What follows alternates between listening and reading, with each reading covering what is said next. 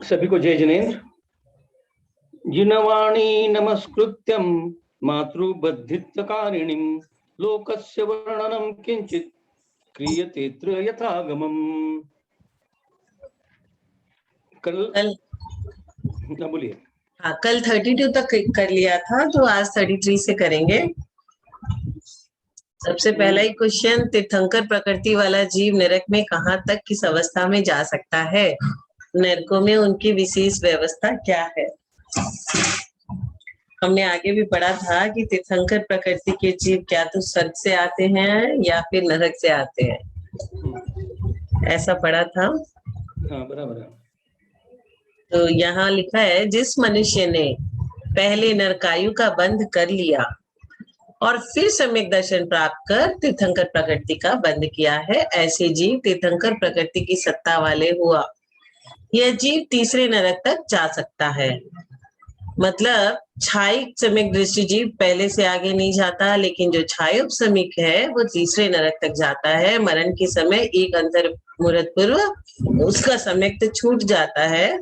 प्रथम नरक में जाने वाला तीर्थंकर सत्वी सम्यक दर्शन सहित नरक में जाता है, और दूसरे एवं तीसरे नरक में जाने वाला तीर्थंकर सत्वी जीव मरण करने से पूर्व मिथ्या दृष्टि होकर ही जाता है। उसका सम्यक्त्व मरण के एक अंतर मुहूर्त पहले छूट जाता है।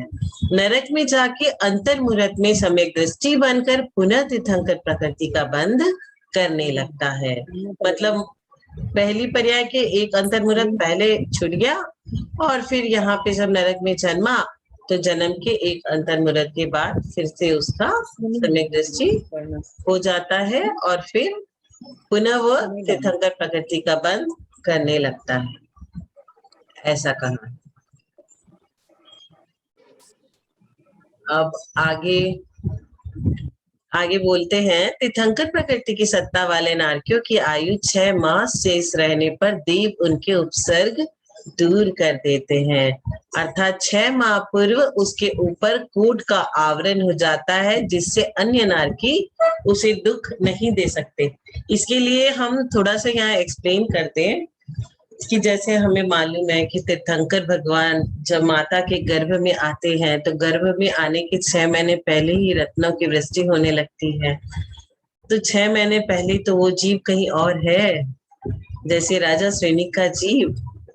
तो अभी क्या बोला कि तीर्थंकर प्रकृति की सत्ता वाले नारकियों की आयु 6 माह शेष रहने पर देव उनके उपसर्ग दूर कर देते हैं। सारे उपसर्ग नहीं, जो नरकों में माहौल है, जो नरकों में सिचुएशन है, अधिक उष्णता है, अधिक शीतता है, पहले से लेकर के 4 नरक में जितनी गर्मी है, छठे सातवें नरक में जितनी शीत है, वो सब की कुछ भी कम नहीं कर सकते।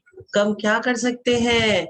जैसे नारकी विक्रिया से अपने शरीर को कैसा कैसा बना के दूसरे को मारते हैं, तो ये जो जीव है उनके 6 माह पूर्व उनके ऊपर एक कोट का आवरण हो जाता है, कवच के जैसा, जिससे अन्य नारकी जो उसे दुख देते हैं, बस उतना ही दुख उनका कम होता है, और बाकी जो नरक के माहौल से जो भी उनको परिस्थितिवश मिलता है वो तो निरंतर चलता ही रहता है।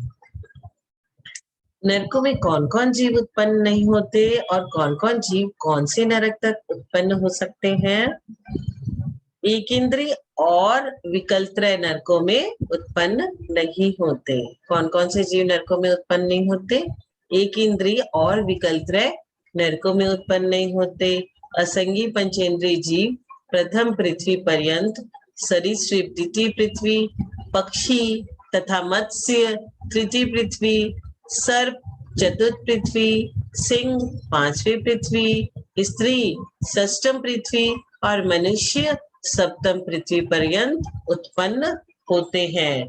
यहाँ क्या क्या लिख दिया कि कौन कौन सा जीव कहाँ कहाँ तक उत्पन्न हो सकता है और कौन सा जीव उत्पन्न नहीं हो सकता है, कैसे, तो उसके बारे में यहाँ अच्छे से बताया गया है।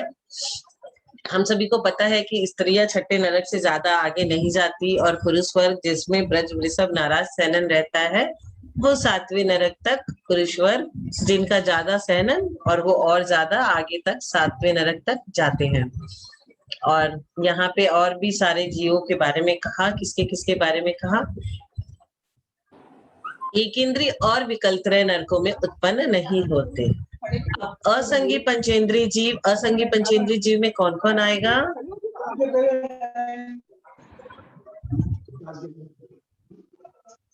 म्यूट कर देती हूँ। असंगी पंचेंद्रिय जीव में जैसे कोई तोता है, सर्प है, कुछ कुछ जीव है, वो असंगी पंचेंद्रिय जीव की श्रेणी में आते हैं। तो वो क्या है? असंगी पंचेंद्रिय जीव प्रथम पृथ्वी पर्यंत ही जाएंगे, उससे आगे नहीं। सरीसृप द्वितीय पृथ्वी तक जा सकते हैं, और जो पक्षी है, बर्ड्स है, मत्स्य है, वो थर्ड तृतीय पृथ्वी तक। सर्प जो है चतुर्थ पृथ्वी में। सर्प में संगी भी होता है और असंगी भी होता है।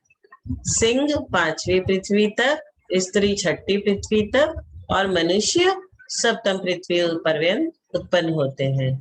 अब सैनन की अपेक्षा उत्पत्ति 6 सैनन वाले संगी जीव यदि नरक में उत्पन्न होवे, 6 सैनन वाले जीव संगी भी है और वह नरक में उत्पन्न होवे, तो वो मेघा नामक 3वीं पृथ्वी पर्यंत असंप्राप्ता सुपाटिका सहनन रहित 5 सहनन वाले अरिष्टा नामक 5वीं पृथ्वी पर्यंत, और 4 सहनन वाले अर्थात अर्धनाराज सहनन पर्यंत वाले माधवी पृथ्वी अर्थात माधवी नामक 6ठी पृथ्वी तक, और ब्रज वृषभ नाराज सहनन, क्या तो वो तीर्थंकर ही बनेंगे, और नहीं तो वह जितने भी चक्रवर्ती होते हैं ना, वो अपने राजपाट के संग अगर मरते हैं तो वे 7वीं पृथ्वी तक जा सकते हैं। 7वीं में ही जाएंगे ऐसा कुछ नहीं है, 7वीं पृथ्वी तक। 6ठी पृथ्वी पर्यंत तक हमने पढ़ा आगे, और अब ब्रज वृषभ नाराज सहनन वाले 7वीं पृथ्वी तक नरकों में जन्म लेते हैं। प्रथमादि पृथ्वियों में जीव अधिक से अधिक कितनी बार उत्पन्न हो सकता है? प्रथमादि पृथ्वी में ऊपर कथित असंगी आदि जीव उत्कृष्ट रूप से यदि निरंतर उत्पन्न हो तो 8, 7, 6, 5, 4, 3, 2 बार ही क्रमशः उत्पन्न हो सकता है।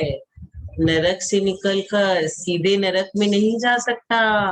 ऐसा नहीं है नरक की पूरी आयु खत्म किया और फिर वो वापस से नरक में ही आ गया, ऐसा नहीं है। तो अभी क्या बोला कि नरक से निकलकर सीधे नरक में नहीं जा सकते हैं, अतः बीच में अन्य पर्याय का अंतर अपेक्षित रहता है। जैसे कोई असंगी जीव मरकर प्रथम नरक में चला गया, अब क्या हुआ, पुनः मरकर असंगी हुआ तथा मरकर पुनः वहां से निकलकर संगी होके मरा, अब वह फिर संगी होके मर गया, और असंगी पर्याप्त प्राप्त कर मरण किया, पुनः नरक चला गया, यह दूसरी बार हुआ। इस प्रकार अधिक से अधिक 8 बार वह ऐसा कर सकता है। नरक से निकला हुआ जीव असंगी नहीं होता, इसलिए उसे बीच में संगी पर्याय प्राप्त करनी पड़ी। इसी कारण यह बीच में एक पर्याय का अंतर होते हुए भी निरंतर कहा है। सरीसृप, पक्षी, सर्प, सिंह और स्त्री के लिए ऐसा नियम नहीं है। वे क्या कर सकते हैं, वे बीच में अन्य किसी पर्याय का अंतर डाले बिना ही उत्पन्न हो सकते हैं। और मत्स्य 7म नरक जाकर वहां से निकलकर पहले गर्भज होगा। मत्स्य के लिए क्या रूल दिया, पहले तो वो 7म नरक में चला गया, फिर 7म नरक से निकलकर गर्भज होगा उसका जन्म, और गर्भ से उत्पन्न होगा, और फिर मत्स्य हो जाएगा, मत्स्य हो मरण कर 7म नरक फिर चला जाएगा। क्योंकि नरक से निकला जीव समूर्छन नहीं होता। समूर्छन में क्या आता है, चींटी वगैरह है अपने आप उत्पन्न हो जाती है समूर्छित जीव, तो वो नरक से निकलकर समूर्छन नहीं होगा, गर्भज होगा। इसी प्रकार मनुष्य मरकर 7म नरक चला गया, मरकर गर्भज तिर्यंच हुआ। गर्भज का मतलब ये नहीं कि मनुष्य ही होगा, वो तिर्यंश भी हो सकता है। और फिर मनुष्य हो मरकर गर्भज तिर्यंश हो गया, और पुनः मनुष्य मरकर फिर सप्तम नरक जाएगा, क्योंकि सप्तम नरक का जीव मनुष्य नहीं होता। इसी कारण इन दोनों जीवों के बीच में एक पर्याय का अंतर होते हुए भी निरंतर कहा है। नरक से निकला, गर्भज हुआ, फिर चला गया, तो वो निरंतर कहा गया है, लेकिन एक पर्याय बीच में उसे नरक के अलावा कुछ और जन्म लेना पड़ता है। बहुत दुख की बात है, नरक से निकला फिर नरक में पहुंचे। चलिए, प्रथमादि पृथ्वियों में सम्यक दर्शन प्राप्ति के क्या साधन है? सम्यक दर्शन की प्राप्ति का अंतरंग साधन अनंतानुबंधी क्रोध, मान, माया और लोभ, ये चतुष्क है ना, ये सारे। तो सम्यक दर्शन की प्राप्ति का अंतरंग साधन अनंतानुबंधी क्रोध, मान, माया, लोभ और मिथ्यात, समज्ञ मिथ्यात और सम्यक प्रकृति, इन 7 प्रकृति का उपसम क्षय या क्षयोपशम। क्या तो आप क्षय कर लो, क्या उपशम कर लो, क्या क्षय उपशम कर लो, इन 7 प्रकृति का। नरक गति में ऊपरी 7 प्रकृति का क्षय करने की योग्यता नहीं है। बहिरंग साधन की अपेक्षा तृतीय पृथ्वी तक किन्हीं नारकियों को जाति स्मरण, किसी को धर्म स्मरण, किसी को तीव्र वेदना के अनुभव से, चतुर्थ पृथ्वी से सप्तम पृथ्वी तक किन्हीं को जाति स्मरण, किन्हीं को तीव्र वेदना के अनुभव से सम्यक दर्शन होता है। जाति स्मरण हो जाता है।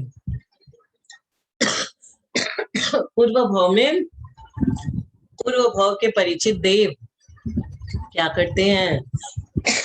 तीसरी पृथ्वी तक जाकर के नारकियों को धर्मोपदेश देते हैं। इसका एग्जाम्पल आप लोग को पता है सभी को। सीता का जीव 16वें स्वर्ग से निकलकर नीचे गया, नीचे जाके क्या देखा? लक्ष्मण कहाँ है, रावण कहाँ है, किस किस अवस्था में है। फिर सीता का जीव जो देवता है अभी, ऐसे करके उसको उठाए उसके शरीर को, और वो पारा की तरह फिर गिर जाए, फिर उठाए फिर गिर जाए। तो समझ में आया कि इसे हम यहाँ से लेके तो नहीं जा सकते, पर संबोधन दे सकते हैं। तो पूर्व भाव के परिचित देव तृतीय पृथ्वी तक, तीसरे के आगे नहीं जाते, पहली में जाते, दूसरे में जाते और तीसरे में जाते, चौथे, पांचवे, छठे, सातवें में संबोधन भी नहीं। तृतीय पृथ्वी तक जाकर नारकियों को धर्मोपदेश देते हैं, अतः वहां तक धर्म श्रवण संभव है। देव आकर के संबोधन करते हैं कि अनादिकाल से जीव ये तू क्या कर रहा है, तो फिर वो मार काट कम कर देते हैं। अब कोई उन्हें जान करके आके मारेगा तो वो भी उसे मारेंगे ही ना, लेकिन खुद से चला के जीव को किसी को मारेंगे नहीं, काटेंगे नहीं। इसके आगे देवों का गमन नहीं है, एवं क्षेत्र का वातावरण अनुकूल न होने से तथा परोपकार की भावना नहीं होने से वहां की सम्यक दृष्टि नारकी अन्य नारकी को संबोधित नहीं करते, इसलिए वहां पे धर्म श्रवण संभव नहीं। लेस्या बहुत हीन लेस्या होती है, परम शुक्ल लेस्या, 7वें नरक। प्रथमादि पृथ्वी में कहा कौन सा सम्यक दर्शन है? प्रथम पृथ्वी में नारकियों की पर्याप्त अवस्था में तीनों सम्यक दर्शन कौन कौन से? उपशम, क्षाई और क्षयोपशम पाए जाते हैं, एवं अपर्याप्त अवस्था में क्षाई तथा कृत्य वेदक की अपेक्षा क्षायोपशमिक सम्यक दर्शन पाया जाता है। द्वितीय आदि पृथ्वी के नारकियों की अपर्याप्त अवस्था में कोई सम्यक दर्शन नहीं होता, क्योंकि सम्यक दृष्टि जीव प्रथम पृथ्वी के आगे उत्पन्न नहीं होते। क्षायिक वाले के लिए कहा है कि क्षायिक सम्यक दृष्टि जीव प्रथम पृथ्वी में ही रहते हैं। पर्याप्त अवस्था में उपशम और क्षायोपशमिक दोनों सम्यक दर्शन पाए जाते हैं। अब प्रथमादि पृथ्वी के नारकियों की जगन्य, मध्यम एवं उत्कृष्ट आयु कितनी है? प्रथमादि पृथ्वी के नारकियों की उत्कृष्ट आयु क्रमशः 1 सागर, 3 सागर, 7 सागर, 10 सागर, 17 सागर, 22 सागर और 33 सागर है। तो पहले की जो उत्कृष्ट आयु है, दूसरे की जगन्य, इस तरह से सारी पृथ्वी की ले लेना। पूर्व नरक की जो उत्कृष्ट स्थिति होती है वह एक समय अधिक होकर आगामी नरक की जघन्य आयु हो जाएगी। और प्रथम पृथ्वी की जघन्य आयु 10,000 वर्ष की है। मध्यम आयु के अनेक विकल्प है, कितने सारे हो जाएंगे। 10,000 वर्ष से लेकर के आप एक सागर के बीच का कुछ भी हो सकता है, 84, 85, 86, किसी का कुछ भी हो सकता है, बहुत सारे विकल्प है। और बाकी सबकी आपको उत्कृष्ट आयु जाननी है तो जघन्य में एक समय जोड़ते जाइए, उत्कृष्ट आ जाएगी। तो सबसे मिनिमम हो गई 10,000 और मैक्सिमम हो गई 33 सागर।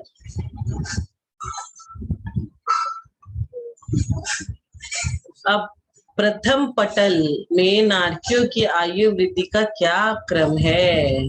कितने पटल है? 13। उसमें जघन्य आयु एवं उत्कृष्ट आयु किस प्रकार है? पटलों के नाम: सीमंतक, जघन्य आयु 10,000 वर्ष, उत्कृष्ट आयु कितनी? 9 लाख वर्ष। निरय में 9 लाख नहीं होगा, वो 90,000 वर्ष होगा, एक बिंदी ज्यादा उधर लग गई है। अब निरय में जघन्य आयु 90,000 वर्ष और उत्कृष्ट आयु 90 लाख वर्ष। रौरव 90 लाख वर्ष जघन्य आयु, उत्कृष्ट आयु असंख्यात पूर्व कोटि। भ्रांत असंख्यात पूर्व कोटि जघन्य आयु, उत्कृष्ट 1/10 सागर। एक सागर का 10वां भाग, 1/10 सागर। उद्भ्रांत 1/10 सागर जघन्य आयु, उत्कृष्ट आयु 2/10 सागर। ये सारे संभ्रांत, असंभ्रांत, विभ्रांत, त्रस्त, रस्त्रित, वक्रांत, अवक्रांत और विक्रांत, इन सबकी आयु उत्कृष्ट और जघन्य आयु लिख दी गई है। और लास्ट में उत्कृष्ट आयु 1 सागर। प्रथम पटल की मैक्सिमम उत्कृष्ट आयु 1 सागर और मिनिमम 10,000। अब 10,000 से लेकर के 1 सागर के बीच में घूमते रहो। इसी प्रकार सर्करा प्रभा और पृथ्वी में भी प्रत्येक पटल में स्थित नारकियों की आयु हमें जान लेनी चाहिए। उत्कृष्ट स्थिति में से जघन्य स्थिति को घटाने पर जो शेष रहे उसे पटल की संख्या से हम विभाजित कर देंगे और जो लब्ध आए उसे पूर्व पृथ्वी की उत्कृष्ट स्थिति में जोड़ देंगे। ऐसा करने से दूसरी पृथ्वी के पटल की उत्कृष्ट स्थिति निकल आएगी। आगे यही इष्ट जोड़ना हमें चाहिए। जैसे सर्करा प्रभा की उत्कृष्ट स्थिति 3 सागर और जघन्य स्थिति 1 सागर है।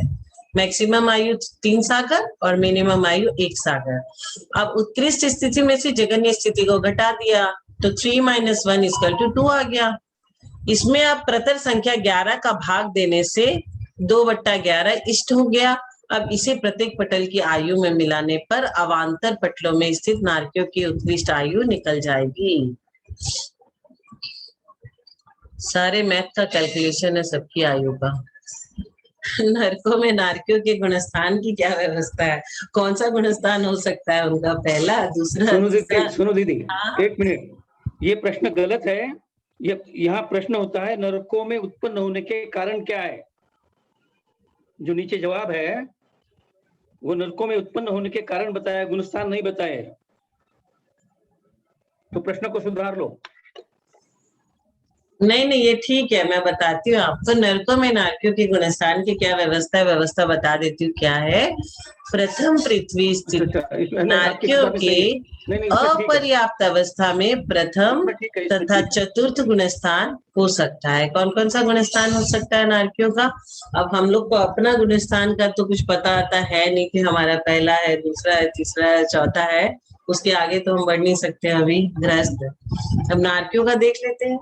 तो प्रथम पृथ्वी स्थित नारकियों के अपर्याप्त अवस्था में, जब उनकी अवस्था क्या है? अपर्याप्त, प्रथम तथा चतुर्थ गुणस्थान हो सकता है। पर्याप्त अवस्था में आदि के 4 गुणस्थान संभव है। देखिए, मिथ्यात्व गुणस्थान अपर्याप्त अवस्था में पहला गुणस्थान संभव है, लेकिन जब पर्याप्त अवस्था जब उनकी आ जाएगी तो उसका 4 गुणस्थान संभव है। द्वितीय आदि पृथ्वी स्थित नारकियों में के अपर्याप्त अवस्था में एक मिथ्यात्व गुणस्थान होता है और पर्याप्त अवस्था में आदि के 4 पहला, दूसरा, तीसरा, चौथा। कौन कौन सा? मिथ्यात्व, सासादन, मिश्र, ये फर्स्ट सेकेंड थर्ड फोर्थ चारों हो सकते हैं। द्वितीय गुण स्थान में मरा हुआ मनुष्य या फिर तिर्यंच नरक में नहीं जाता। एवं तृतीय गुण स्थान में मरा हुआ इंसान कहाँ जाता है? कुमकुम दीदी, मरण ही नहीं है। हाँ, तृतीय गुण स्थान में तो मरण ही नहीं है। वो तो मिश्र में कैसे मर सकता है? क्या तो वो सम्यक तो मानेगा, क्या मिथ्यात्व तो मानेगा? दोनों एक संग तो मान नहीं सकता है। तो तृतीय गुण स्थान में किसी का मरण नहीं होता। अतः अपर्याप्त अवस्था में नरक में प्रथम एवं चतुर्थ दो ही गुण स्थान होते हैं, दूसरा और तीसरा नहीं होता। अब पूछेंगे क्या नारकियों का पांचवा गुण स्थान हो सकता है? तो नहीं, बिल्कुल नहीं। पांचवा गुण स्थान होने के लिए कर्म भूमि चाहिए। ये सब नारकियों का, देवों का, भोग भूमि के मनुष्यों का, ये सब का कुछ भी नहीं हो सकता है। अपना कल्याण हम कर्म भूमि में ही कर सकते हैं और कहीं नहीं। तो अब चतुर्थ से ऊपर नहीं बढ़ेगा ये, बस। दीदी ये मेरे किताब में नहीं है, आप बोल रहे हो। ये नया है ना, मेरी किताब वाला नया है, इसीलिए इसमें है। और जो पुरानी एडिशन वाली बुक है ना, उसमें नहीं है। तो नया में दूसरा भाग में भी कुछ एक्स्ट्रा प्रश्न थे, हाँ, तो उसमें सुधार कर दिया गया है। ये आप लोग मंगा लीजिए ना, सांगानेर का नंबर तो मैंने डाल ही दिया है वो पंडित जी से। उनसे आप फोन कर दोगे ना, तो वो आपको कुरियर कर देंगे। जी जी। नरकों में उत्पन्न होने के कारण क्या है? आंटी आप पढ़ोगे क्या आगे?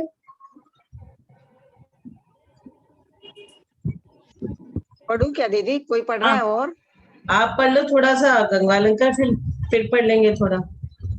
नरकों में उत्पन्न होने के क्या कारण है?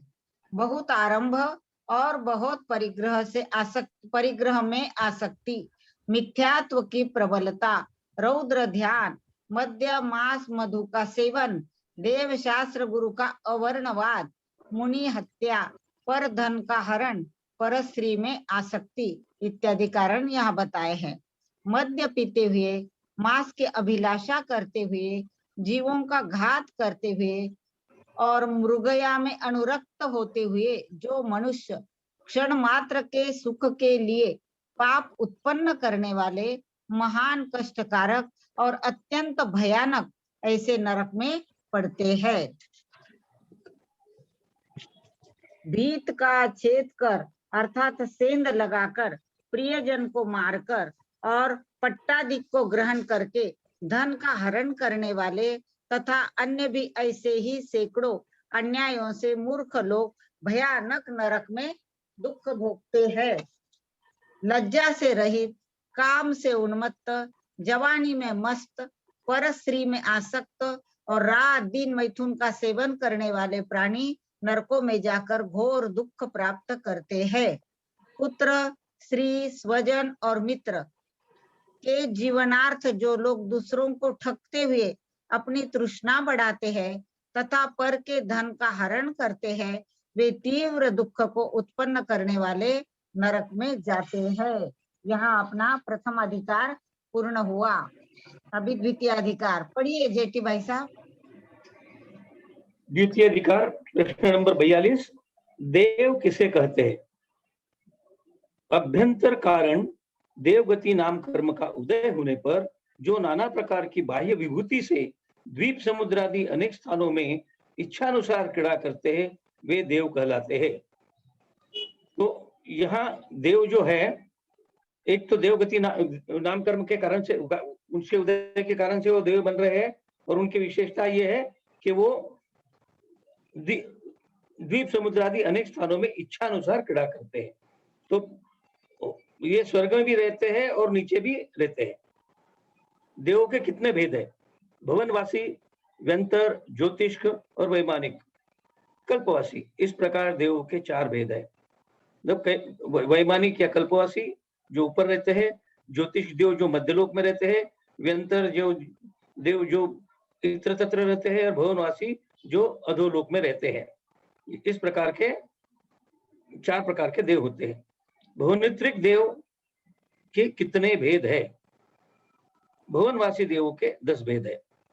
असुर कुमार, नाग कुमार, विद्युत कुमार, सुपर्ण कुमार, अग्नि कुमार, वात कुमार, सनित कुमार, उदधि कुमार, द्वीप कुमार और दिक् कुमार। व्यंतर देवों के 8 भेद है।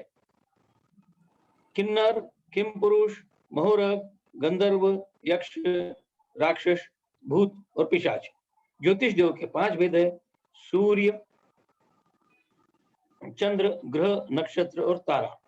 अब यहाँ प्रश्न में तो सिर्फ भुवनेत्रिक के हैं, नक्षत्र और तारा। भुवनेत्रिक देवों के अवंतर भेद कितने होते हैं? पहले भुवनेत्रिक देव के उन्होंने मतलब 10, 8 और 5 ये प्रकार बता दिए। अब भुवनेत्रिक देवों के अवंतर भेद और एक्स्ट्रा भेद क्या होते हैं वो बता दिए। भुवनवासी देवों के उक्त 10 प्रकार के भेदों में प्रत्येक में इंद्र, सामानिक, त्रायश्रीष, परिषद, आत्मरक्ष, लोकपाल, अनिक, प्रकीर्णक, अभियोग्य और कृभिषिक, ये भेद से 10 भेद होते हैं। मतलब जो देव है उनमें जैसे हमारे यहाँ मध्यलोक में अभी यहाँ कोई नौकर है, कोई मालिक है, कोई मतलब सभासद है, राज्य सरकार में कोई प्रधानमंत्री है, कोई मुख्यमंत्री है। इस प्रकार से भुवनवासी देवों के भी 10 प्रकार होते हैं।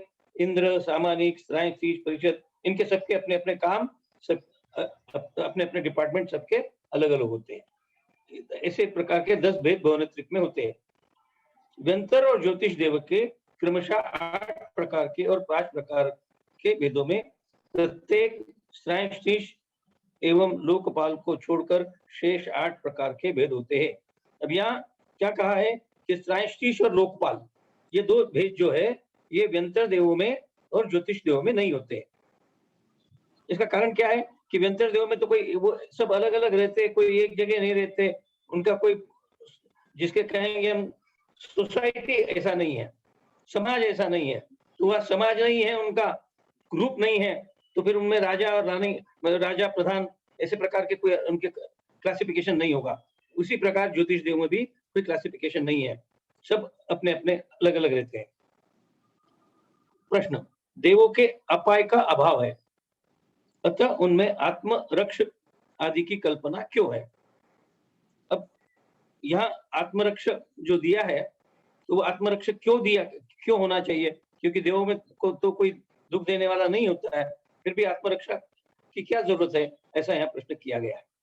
यद्यपि इंद्र आदि देवों को किसी प्रकार का भय नहीं है, फिर भी उनकी विभूति का द्योतन करने के लिए तथा प्रीति की प्रकर्षता का कारण होने से दूसरों पर प्रभाव डालने के लिए आत्मरक्ष होते हैं। अर्थात इस सब परिकर को देखकर इंद्र आदि को परम प्रीति होती है। तो जैसे अभी हमारे यहाँ राष्ट्रपति के साथ पूरा लवाजमा रहता है, तो उनको वैसी जरूरत तो नहीं है, उनके प्रोटेक्शन वाले तो अलग रहते हैं, लेकिन फिर भी लवाजमा पूरा रहता है। तो वैसे ही यहाँ इंद्र के साथ जो पूरा ग्रुप रहता है वो आत्मरक्षक कहे जाते हैं, और वो उनके मतलब उनका प्रभाव डालने के लिए वो रहते हैं। अपाय मतलब बता दूं, अपाय मतलब दुख और भय। दुख और भय आया नहीं है इसमें, आगे नहीं, देवों को किसी प्रकार का भय नहीं है, अपाय नहीं है। भुवन वासु के कितने और कौन कौन से इंद्र है? अभी यहाँ इंद्रों का नाम दिया है। भुवन वासी के 10 प्रकार में के भेदों से प्रत्येक में 2-2 इंद्र एवं 2-2 प्रतींद्र होते हैं। अतः भुवनवासियों में कुल 20 इंद्र और प्रतींद्र होते हैं। इस प्रकार इंद्रों के नाम इस प्रकार है।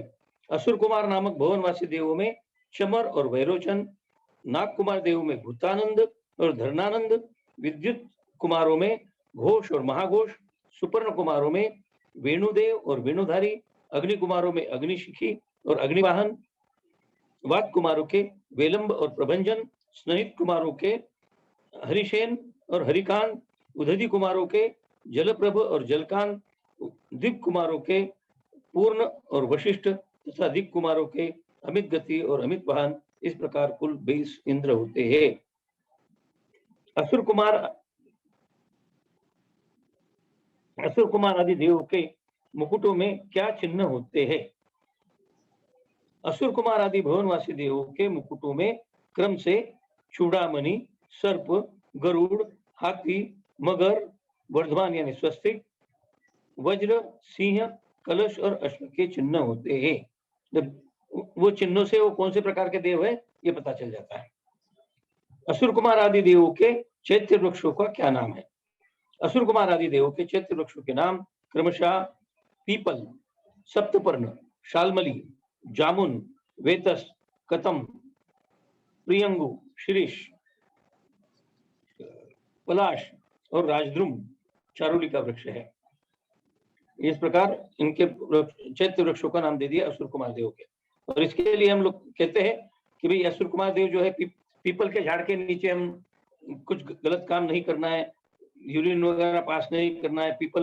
पीपल के झाड़ पर नॉर्मली असुर कुमार देव का वास रहता है, ऐसा हम कहते हैं। इंद्र देव का वास रहता है वहां तो, लेकिन पीपल भी ये असुर कुमार का चैत्य वृक्ष है। तो ये सब चैत्य वृक्ष है, सब पीपल, सप्तपर्ण आदि उनके नाम दिए गए। ये चैत्य वृक्ष क्यों कहलाते हैं? चैत्य वृक्षों के मूल भाग की चारों दिशाओं में, अच्छा ये पीपल अलग है फिर, ठीक है सर, ये पीपल अपने यहाँ का पीपल नहीं है, जो नीचे अधोभूमि में जो है वो पीपल है। चैत्य वृक्षों के मूल भाग की चारों दिशाओं में पद्मासन से स्थित 5-5 जिन प्रतिमाएं हैं, अतः इन्हें चैत्य वृक्ष कहते हैं। प्रतिमाओं के आगे प्रत्येक दिशा में रत्नमय उत्तुंग 5-5 मानस्तंभ है।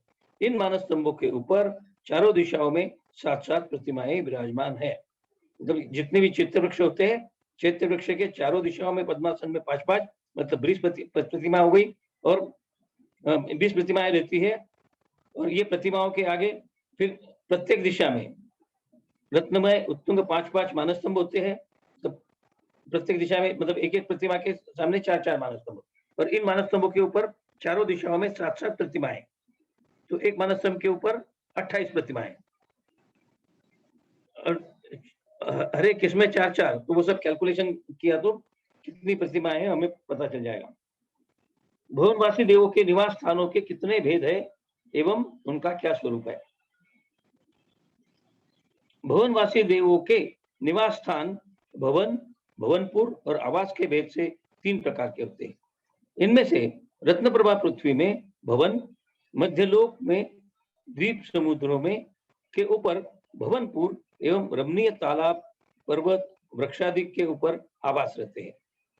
रत्नप्रभा पृथ्वी के पंख बहुल भाग में इस जम्बू द्वीप से तिरछे दक्षिण एवं उत्तर दिशा में असंख्यात द्वीप समुद्र के बाद क्रमशः दक्षिणेंद्र, उत्तरेंद्र एवं इनके परिवार के असुर कुमारों के भवन है, परिवार वाले असुर कुमारों के भवन है।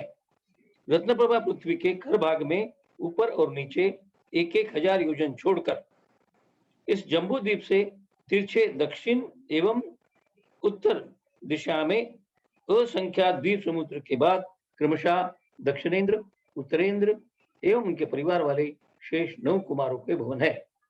इनमें किन्हीं के भवनपुर एवं आवास भी होते हैं, परंतु असुर कुमार देव के केवल भवन रूप ही निवास स्थान होते हैं, भवनपुर और आवास नहीं होते हैं।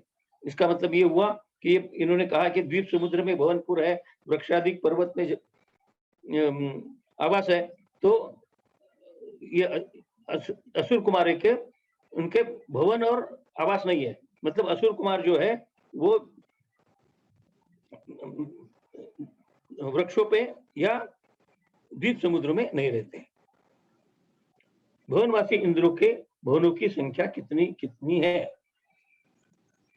भवनवासी के दक्षिणेंद्रों में चमरेंद्र के 34 लाख, भूतानंद के 44 लाख, वेणु के 38 लाख, पूर्ण के 40 लाख, जलप्रभ के 40 लाख, घोष के 40 लाख, हरिशन के 40 लाख, अमित गति के 40 लाख, अग्निशिखी के 40 लाख और वेलम के 50 लाख भवन है। इसी प्रकार उत्तरेंद्रों में भी के में भैरोचन के 30 लाख, धरणानंद के 40 लाख, वेणुधारी के 34 लाख, वशिष्ठ के 36 लाख, जलकांत के 36 लाख, महाघोष के 36 लाख, हरिकांत के 36 लाख, अमितवाहन के 36 लाख, अग्निवाहन के 36 लाख, एवं प्रभंजन के 46 लाख भवन होते हैं। इंद्रों की इस भवन संख्या में उनके परिवार वाले देवों की भवनों की संख्या भी सम्मिलित है।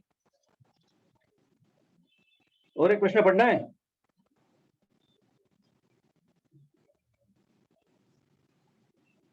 प्रश्न नंबर 53।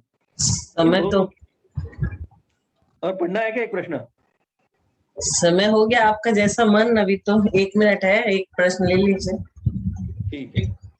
इन भवनों की लंबाई आदि क्या है तथा इन भवनों की क्या विशेषता है? भवनों की लंबाई चौड़ाई का जघन्य प्रमाण संख्यात योजन और उत्कृष्ट प्रमाण असंख्यात योजन है। वे समस्त भवन चौकोर होते हैं। उनका बाहुल्य मतलब ऊंचाई 300 योजन है और प्रत्येक भवन के बीच में 100 योजन ऊंचा एक पर्वत है और प्रत्येक पर्वत पर एक एक चैत्यालय है। भवनों की भूमि और दीवारें रत्नमय होती है। वे भवन सतत प्रकाशमान रहते हैं और सर्वेंद्रियों को सुख देने वाली चंदनादि वस्तुओं से सिक्त होते हैं। तो चंदनादि आदि वस्तुएं में है।